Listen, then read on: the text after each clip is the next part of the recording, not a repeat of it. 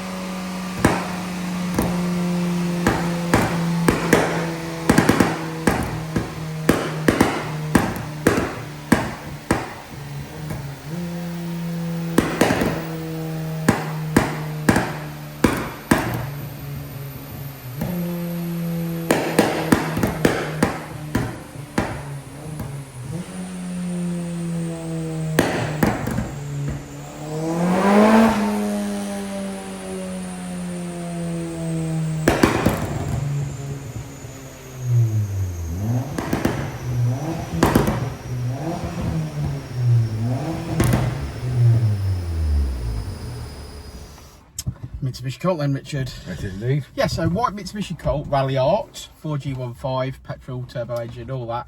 147 brake horsepower they are stock.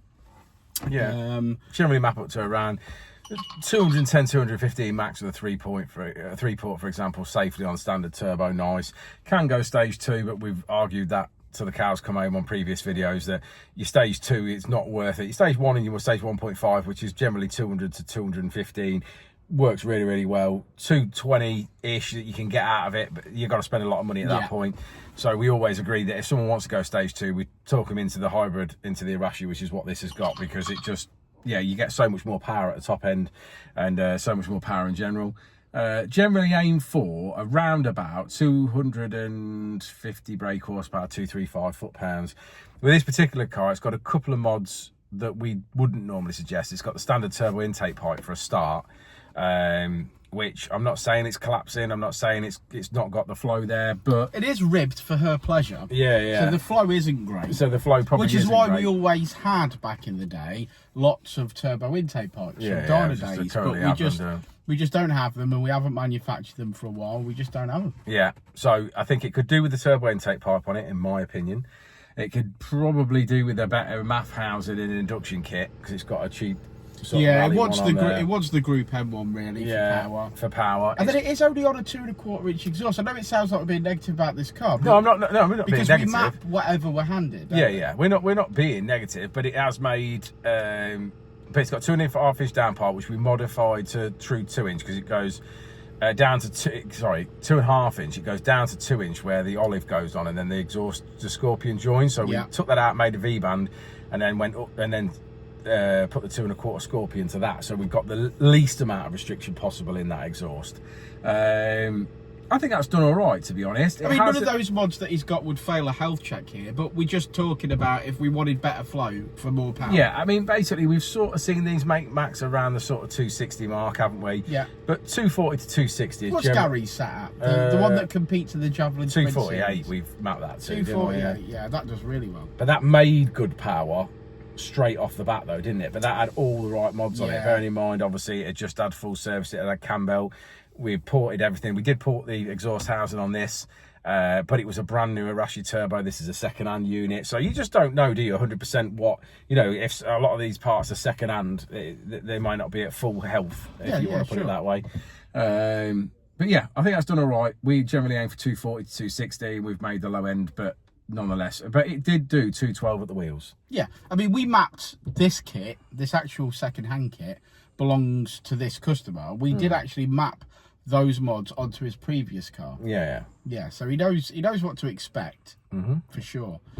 Great little ripper. These are gonna, this car will surprise a lot of cars now with this amount of power. I think so. It will drive loads better than it did before. I'm a bit, as you know, I've always had a Colt, and Richard's had a few and stuff, and we we know what to expect out of them. But like I said at the start of the video, these Colts are a bit like an old shoe that's comfy and you get used to, and yeah, I like it. I think I'll always have a Colt knocking about somewhere, Richard. I'm pretty sure. Yeah, to be fair, we've still got the loan car. We were toyed with the idea of trying to find a smashed up Ralliart and swapping some bits over it, and making that a bit more pokey. A bit more pokey. But you know, that's a thought. It's not necessarily a process. Imagine having some time for that. We've still got to complete a Mitsubishi Colt from 1980 that we've put a Honda engine in, but we haven't completed. And there's loads of stuff we've got to complete in there. But, well, I wouldn't say loads, but there is a few projects kicking around that just have been put on the back burner a little bit, and they for space reasons and not having time. But we're just so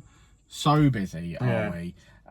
There's always, you know, in the time that this Colt has been here, we've probably mapped 4 or 5 Civics. You know, so it's like these sorts of jobs, a bit of a longer job on the long stay ramp, porting turbos and fitting hybrid turbos and stuff. It's we don't see many of them anymore. Not of these, no. But there's not many of them, you know. No, there never was. No. It's probably only about 1,500 of each, weren't there? Yeah, originally. I think so. And obviously some of them have been written off. Some of them have gone by the wayside I've now. written a few off, mate. Yeah. So that's another story. I suppose that's why you think, oh, I'll just have a look and see if I can find a cheap one, and you can't, because they don't really exist. They are still good value for money, these. So I appreciate that most of the audience watching is probably Honda based. These are good value for money, these little Mitsubishi Colts. They're fairly cheap on insurance. They're almost good on fuel as well. You can sort of get about 40 miles per gallon out of them, even when tuned. So they're pretty good all round. And, you know, unless you're doing big things like you want a stage 2 clutch, those sorts of parts are expensive for them because there's not many of them. But if you're just doing run-of-the-mill maintenance and driving it, these are a great car to have. Especially like a second car. Let's say you've got a supercharged FN2 and you're looking for a second car or a daily. It's looking for a daily, really, isn't it? Something with a little bit of poke so you don't get bored, but like just like you say, like something you're going to use jumping every day, and they're reliable. Yeah, they are, aren't they? Absolutely. Because, you know, to give you an example, I've got a K-swap Colt, and parts for that are cheaper than parts for a non-K-swap Colt, which makes no sense, does it? Like, if I want to put a clutch in that, it's like 300 quid. If I want to put a clutch in a standard Colt and I want it to take some power, it's a lot more money than that. So, but yeah, let's look at the graph then. Have a look at the graph. Let's do it. Well, there's the graph. Pretty handsome looking graph at that. I'm finishing on 239 brake horse, so I'm calling that 240. 212 at the wheels. So 212 at the wheels. There we go. Like I say, we've always had a love for Mitsubishi Colts. I've owned several Ralliarts, several CZTs, some Smart 4.4 Brabuses. I've had Colts in various different stages, whether that be an Evo Turbo Scooby injectors, 322 brake going down the drag strip, or in fact a K-swap Colt, or just a stock one, or even a diesel one. I've owned diesel ones. So yes, Colts are always got a place in my heart. This one's done fairly well, I think, fairly well. It's got some more parts to bolt onto it if it wants help. Like these gravity performance hoses, these are awful. So these are actually awful, and they collapse. So yeah, they're awful. That'd be if it was my car, that'd be the first thing I change. These are gash. But apart from that, yeah, I think he's going to enjoy it.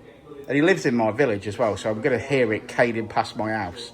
But yeah, okay, good stuff. If you need any help, drop us a message. Instagram, TikTok, Facebook, whatever you want. Go old school, pick up the phone. But until next time, peace out.